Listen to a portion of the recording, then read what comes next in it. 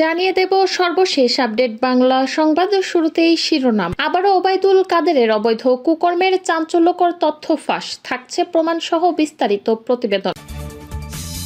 Times ম্যাগাজিনের প্রতিবেদন, প্রায় অসম্ভব হলেও ঘটতে পারে শেখ হাসিনার প্রত্যাবর্তন, ফিরবেন দেশে।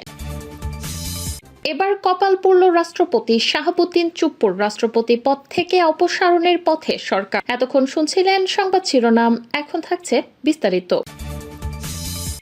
আওয়ামী লীগের 15.5 বছরের শাসনামলে সড়কের ঠিকাদারি কাজ নিয়ন্ত্রণ করত দলটির প্রভাবশালী নেতা সংসদ সদস্য সাবেক সড়ক মন্ত্রী ওবায়দুল কাদেরের স্বজন ঘনিষ্ঠ কয়েকজন এবং সওজের কয়েকজন প্রকৌশলী। বলা হচ্ছে 2011 সালে ওবায়দুল কাদের সড়ক মন্ত্রী হওয়ার পর তার স্ত্রী, ভাই, সেই সঙ্গে ফেনীর সাবেক সংসদ সদস্য নিজামুদ্দিন হাজারী এবং নোয়াখালীর সাবেক সদস্য একরামুল করিম চৌধুরীকে নিয়ে একটি চক্র গড়ে ওঠে।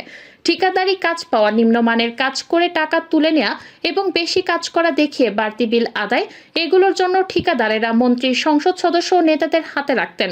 এটা বিগত সরকারের আমলে ওপেন সিক্রেট হয়ে পড়েছিল। এটা ছিল দুর্নীতির মহামারী। আওয়ামী লীগ সরকারের পতন ও অন্তর্বর্তী সরকার দায়িত্ব নেয়ার পর থেকে দেশের প্রধান বিচারপতি, আপিল বিভাগের বিচারপতি, অ্যাটর্নি জেনারেল, পুলিশ কর্মকর্তা, বিভিন্ন সরকারি দপ্তর, বিশ্ববিদ্যালয়ের উপাচার্য, ব্যাংক খাত সহ বিভিন্ন প্রতিষ্ঠানে ব্যাপক রদবদল দেখা গেছে। আর এরই ধারাবাহিকতায় সম্প্রতি রাষ্ট্রপতি মোহাম্মদ শাহাবুদ্দিনের অপসারণের দাবি উঠেছে। এদিকে আইনজীবীরা রাষ্ট্রপতির অপসারণের প্রক্রিয়া সম্পর্কে মন্তব্য করেছেন। বৈষম্য বিরোধী ছাত্র আন্দোলনের দুজন কেন্দ্রীয় সমন্বয়ক হঠাৎ করে একই সঙ্গে মোহাম্মদ শাহাবুদ্দিনকে অনতিবিলম্বে রাষ্ট্রপতির পদ থেকে অপসারণের দাবি জানিয়েছেন। ক্ষমতার পট পরিবর্তনের পর সমন্বয়করা যখনই দাবি তুলেছেন, তখনই রাষ্ট্রের বিভিন্ন গুরুত্বপূর্ণ পদে পরিবর্তন আসতে দেখা গেছে। সরকার এবারও তাদের দাবি মেনে নিয়ে রাষ্ট্রপতি অপসারণের পথে হাঁটবে কিনা, অন্তর্বর্তী সরকারের আইন উপদেষ্টা অধ্যাপক আসিফ নজরুলের কাছে এই প্রশ্নের উত্তর জানতে চাওয়া হলে তিনি এখনই এ বিষয়ে কোনো মন্তব্য করতে চাচ্ছেন না বলে জানান। সমন্বয়ক হাসনাত আবদুল্লাহ তার ভেরিফাইড ফেসবুক প্রোফাইল থেকে একটি পোস্টে সর্বপ্রথম রাষ্ট্রপতি অপসারণের দাবি জানান। তার কয়েক ঘন্টা পর সমন্বয়ক সার্জিস আলমও তার ভেরিফাইড ফেসবুক প্রোফাইল থেকে একই কথা লিখে পোস্ট করেন। এরপরই এই বিষয়টি সামাজিক যোগাযোগ মাধ্যম থেকে শুরু করে গণমাধ্যমে ছড়িয়ে পড়ে। তাদের দুজনের পোস্টেই মোট 5 দফা দাবি ঘোষণা করা হয়েছে। রাষ্ট্রপতিকে অপসারণের বাইরে বাকি 4টি দাবি হলো: আওয়ামী লীগের বিচার নিশ্চিতকরণ, নতুন সংবিধান গঠন, আওয়ামী দুর্নীতিবাজ আমলাদের পরিবর্তন ও হাসিনার আমলে করা সব অবৈধ চুক্তি বাতিল।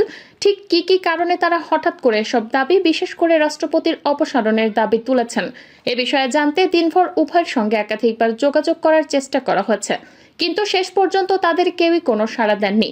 পরবর্তী এক পর্যায়ে কথা হয় বৈষম্য বিরোধী ছাত্র আন্দোলনের ঢাকা বিশ্ববিদ্যালয়ের অন্যতম সমন্বয়ক আব্দুল হান্নান মাসুদের সঙ্গে।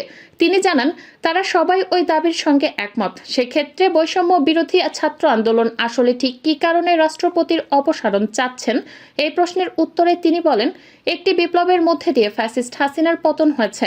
তাই ফ্যাসিস্ট হাসিনার নির্ধারিত রাষ্ট্রপতি থাকলে তা যে কোনো সময় রাষ্ট্রের জন্য হুমকি স্বরূপ হয়ে উঠতে পারে। এই কারণে আমরা মনে করি ওনাকে সহজ প্রক্রিয়ার মাধ্যমে সসম্মানে কিভাবে বিদায় দেওয়া যায় সেদিকটা নিয়ে ভাবা উচিত। উনি ফ্যাসিজমের একটি সিম্বল, এই সিম্বলটা থাকা উচিত না। বর্তমান রাষ্ট্রপতির পরিবর্তে সবার কাছে গ্রহণযোগ্য দেশপ্রেমিক রাষ্ট্রপতি চান তারা। হাসিনা সরকার পতনের প্রায় 2 মাস পর কেন এখন এই দাবি তুলছেন জানতে চাইলে তিনি বলেন, এর আগেও তারা বলেছিলেন, তবে এখন তারা জোরালোভাবে বলছেন। কোটা সংস্কার আন্দোলনে বাংলাদেশের সাবেক প্রধানমন্ত্রী শেখ হাসিনা যখন কঠিন পরিস্থিতিতে ছিলেন, তখন পারিবারিক হোয়াটসঅ্যাপ গ্রুপে একটি বার্তা পাঠান তার ছেলে সজীবদের জয়। তবে শেখ হাসিনা যে সমস্যায় পড়েছিলেন সেটি ছোটখাটো কোনো সমস্যা ছিল না। শেষ পর্যন্ত কোটা ইস্যু, অগ্নিশিখার মতো নানান বৈষম্য, দীর্ঘদিনের রাজনৈতিক দমনপীড়ন বাংলাদেশের জনসাধারণের ক্ষোভকে উস্কে দেয়। শেষবার শেখ হাসিনাকে সামরিক হেলিকপ্টারে উঠে দেশ ছাড়তে দেখা গিয়েছিল। শেখ হাসিনা দেশে ফিরতে পারবেন কিনা অথবা আদৌ ফিরবেন কিনা, এ নিয়ে জল্পনা কল্পনা যেন কমছেই না। উইলসন সেন্টারের সাউথ এশিয়ান ইনস্টিটিউটের পরিচালক মাইকেল কুগেলম্যান হাসিনার প্রত্যাবর্তনের সম্ভাবনা উড়িয়ে দিতে পারছেন না। কুগেলম্যান বলেন, হাসিনার প্রত্যাবর্তন বেশ সম্ভব। দক্ষিণ এশিয়ার পরিবারতান্ত্রিক রাজনীতির ইতিহাস ঘাটুন, দেখবেন পরিবারতান্ত্রিক রাজনৈতিক দলগুলোকে দেউলিয়া মনে হলেও এ দলগুলোকে একেবারে বাতিলের খাতায় ফেলতে পারবেন না।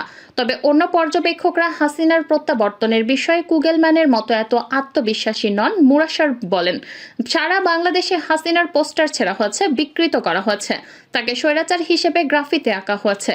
তরুণ প্রজন্ম হাসিনার লিগেসিকে এভাবে দেখছে। জয় বলছেন, হাসিনার নির্বাচনে দাঁড়ানোর জন্য দেশে ফিরবেন কিনা সে বিষয়ে কোনো সিদ্ধান্ত নেওয়া হয়নি।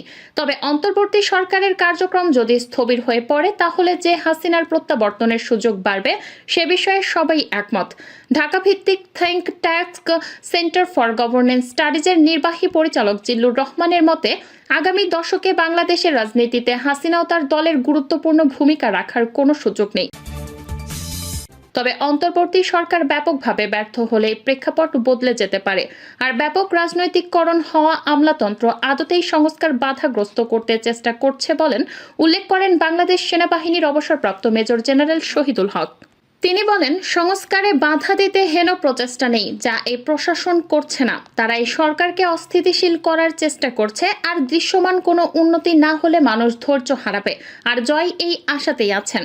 বর্তমান আইনবিহীন পরিস্থিতির দিকে ইঙ্গিত করে তিনি বলেন, অন্তর্বর্তী সরকার যদি 1 বছর বা 18 মাস দেশ পরিচালনা করতে চায় তাহলে ঠিক আছে। হাসিনার পতনের পর পুলিশের সংখ্যালঘুদের ওপর ব্যাপক হামলার অভিযোগ উঠলেও বিশ্লেষকরা বলছেন এসব ঘটনাকে অতিরঞ্জিত করা হয়েছে। মানবাধিকার সংগঠন হিউম্যান রাইটস ওয়াচের এশিয়া অঞ্চলের উপপরিচালক মীনাক্ষী গাঙ্গুলি বলেন, কোনো দাঙ্গা হয়নি। আমরা সাম্প্রতিক সময়ে বড় আকারের আক্রমণ দেখিনি। আইন শৃঙ্খলা পরিস্থিতি পুরোপুরি ভেঙে পড়েনি। এই পরিস্থিতিতে অন্যতম খেলোয়াড় হিসেবে আবির্ভূত হয়েছে ওয়াশিংটন। অন্তর্বর্তী সরকারের আইনগত অবস্থা অস্পষ্ট হওয়ায় মার্কিন সমর্থন IMF ও বিশ্বব্যাংকের মতো প্রতিষ্ঠানগুলোর সাথে যোগাযোগ বজায় রাখার জন্য গুরুত্বপূর্ণ। মার্কিন সমর্থনের গুরুত্ব বোঝা গেছে গত মাসে প্রেসিডেন্ট জো বাইডেনের সাথে হোয়াইট হাউসে ইউনূসের সাক্ষাতের মাধ্যমে। যদিও জয় তার মায়ের দমনপীড়নের কিছু ভুল স্বীকার করেন, মৃতের সংখ্যা নিয়েও তর্ক করছেন না। তবে তিনি জোর দিয়ে দাবি করছেন অন্তত অর্ধেক হত্যাকাণ্ড জঙ্গিরা ঘটিয়েছে, যারা সম্ভবত বিদেশি গোয়েন্দা সংস্থা থেকে অস্ত্র পেয়েছিল। তবে জয়ের এই দাবির সপক্ষে বলার মতো কোনো প্রমাণ নেই। মীনাক্ষী গাঙ্গুলি বলেন, পুলিশের অতিরিক্ত বল প্রয়োগ এবং আন্দোলন দমনের আদেশ দেওয়ার অসংখ্য ভিডিও রয়েছে। দলের নিজ সদস্যদের মধ্যেই সমর্থন ধরে রাখতে পারাটা এখন আওয়ামী লীগের সবচেয়ে বড় চ্যালেঞ্জ।